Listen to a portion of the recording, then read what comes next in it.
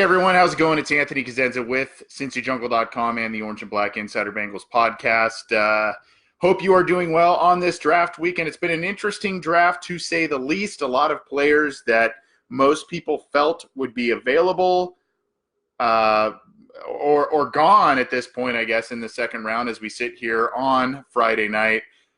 A lot of them are still available, and a lot of them were available when the Bengals went on the clock with the number 52 overall pick. Now, in case you haven't been paying attention, the Bengals had the number 42 overall pick, and they traded out of the spot. Right in front of them were the Denver Broncos. They picked Dalton Reisner right in front of the Cincinnati Bengals, and then immediately after the Bengals traded out of that pick, moved back, collected another fourth-round pick and another sixth-round pick. Yes, that's their sixth-round pick of this draft. The Bengals moved out of that spot, moved back 10 spots, and got another couple of picks. But it was a little unclear what the Bengals were going to do with this pick here coming up here because at number 52 overall, because you thought linebacker was a need, you thought potentially defensive line was a need, offensive line potentially kind of could still be a little bit of a need even after the Jonah Williams pick last night.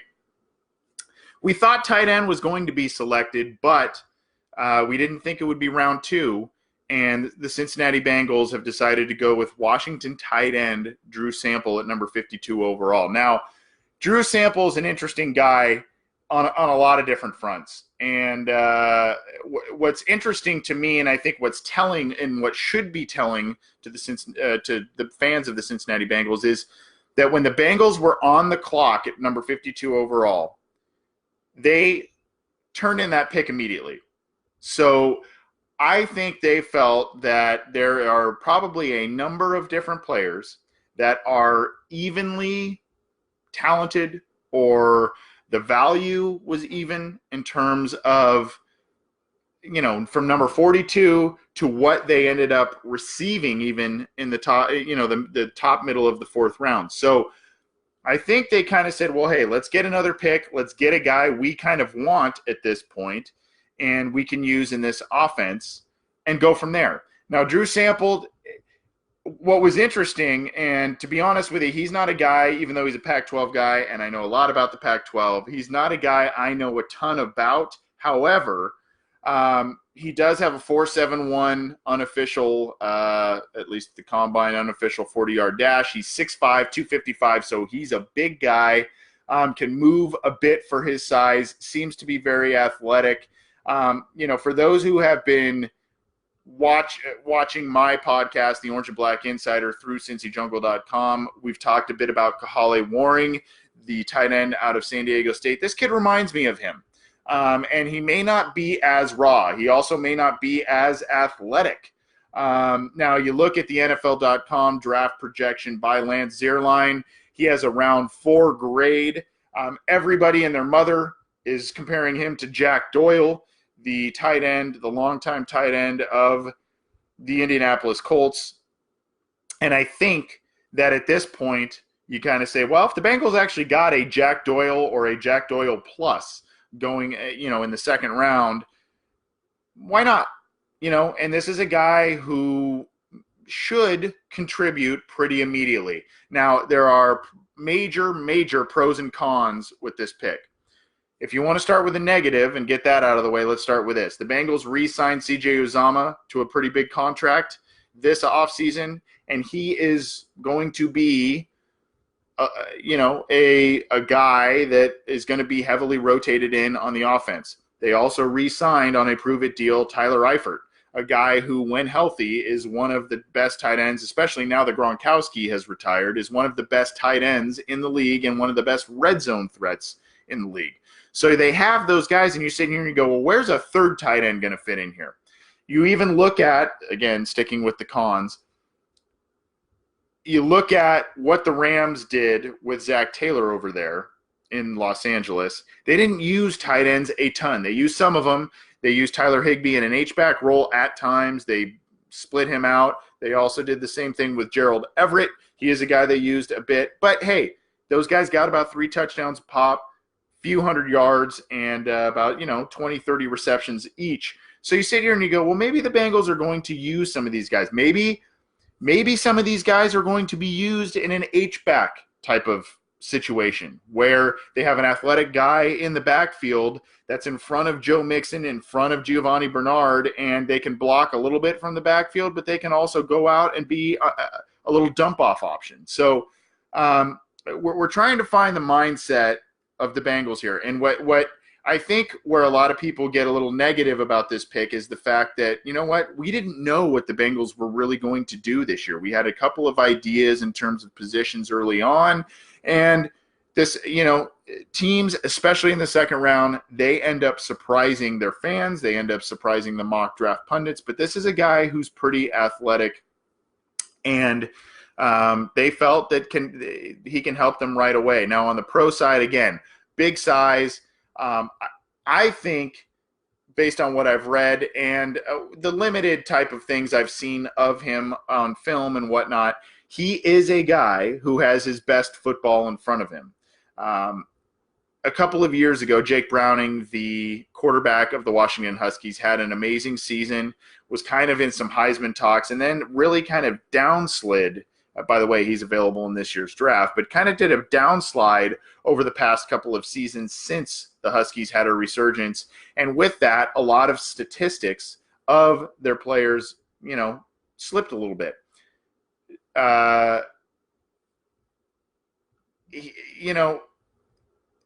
You look at it and you say Sample only had 3 touchdowns last year, and when I saw some things about and heard some things after the Bengals drafted him, I looked at it and, the murmurs were teams, and I think Daniel Jeremiah of NFL Network specifically said this, teams were higher on him than what his actual statistical production gave or showed.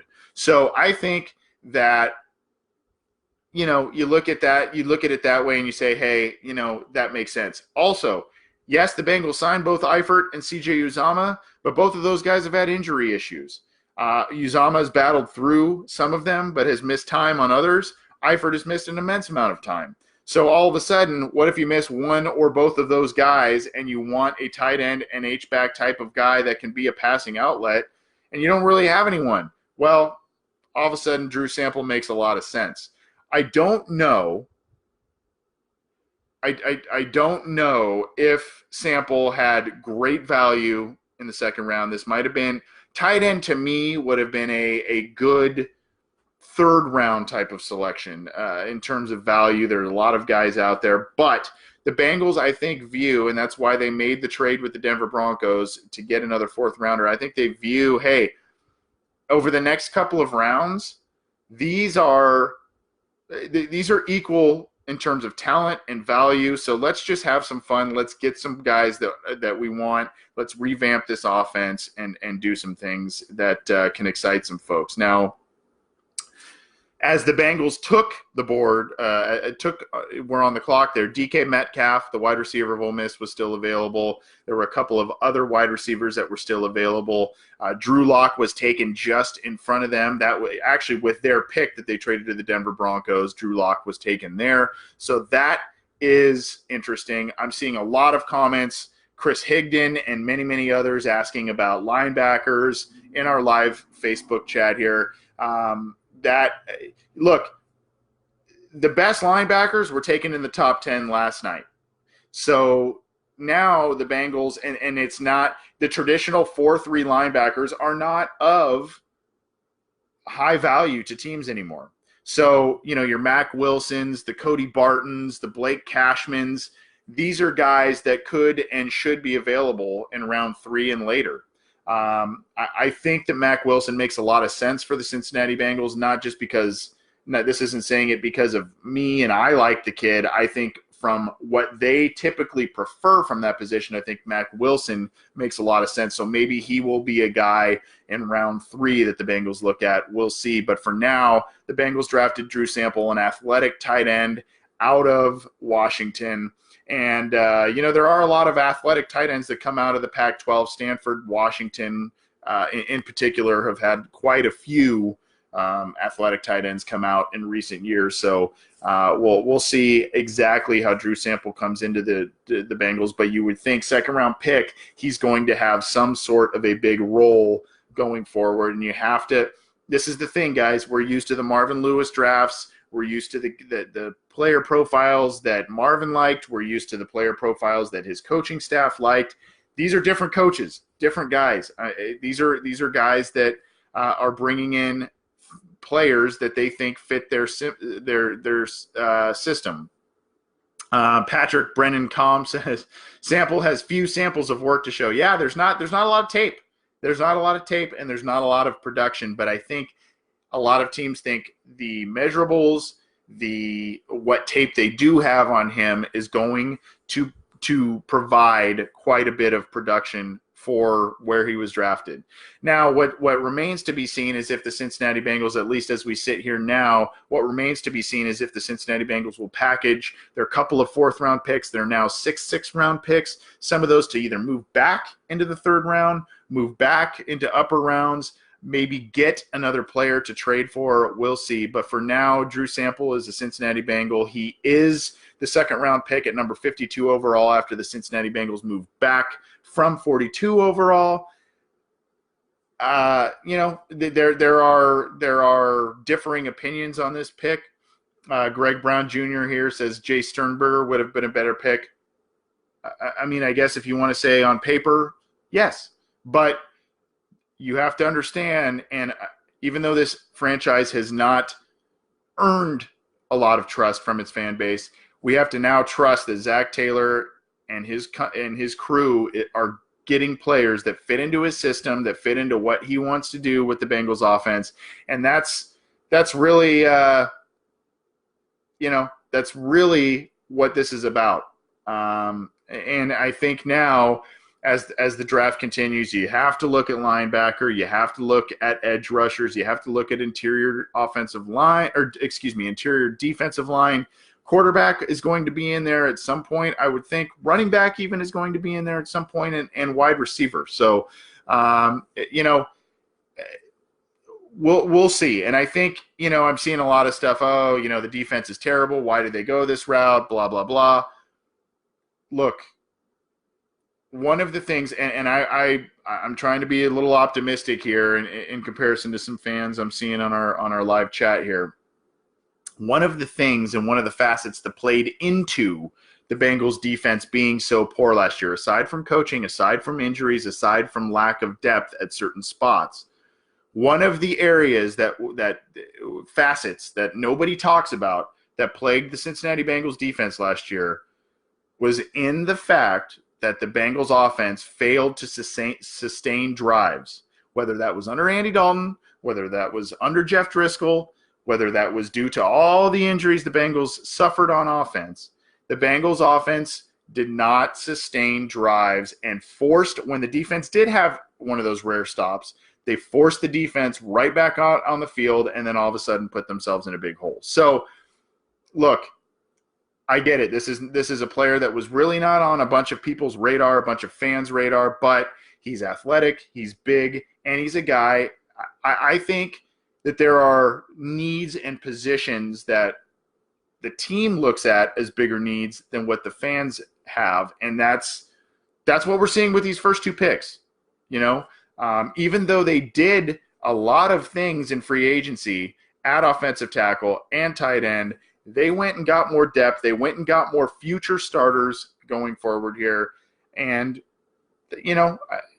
they've built depth. And Zac Taylor, offensive mind, offensive guy, you have to figure he was going to go offense with some of his early picks, if not all of them. So the Bengals, as we sit here tonight, still have one other pick in the third round. They have 2 in the fourth, 1 fifth-round pick, and 6 sixth-round picks along with a 7th-round pick. 13 picks total as we sit here on Friday night early. And I don't know. We'll see what they do the rest of the way. Don't be surprised if there's a wide receiver earlier than expected. Don't be surprised if there's a quarterback earlier than expected. But, they may go a little bit more traditional and feed some of the quote-unquote needs with the next couple of picks at linebacker, defensive line, and other spots. Again, I'm Anthony Cosenza for CincyJungle.com and the Orange and Black Insider Bengals podcast. Keep it to CincyJungle.com for all the news, opinions, analysis, and all kinds of stuff about the NFL draft and what the Bengals are doing. And you can also get all of this content, video, audio, and all kinds of different stuff on the Orange and Black Insider Bengals podcast. Join us, myself, and fellow Cincy Jungle contributor John Sheeran are the co-hosts of that program.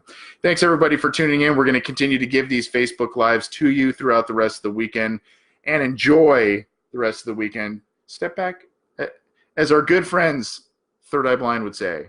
Wish you would step back from that ledge, my friend. Maybe things will be all right, okay? Have a good one.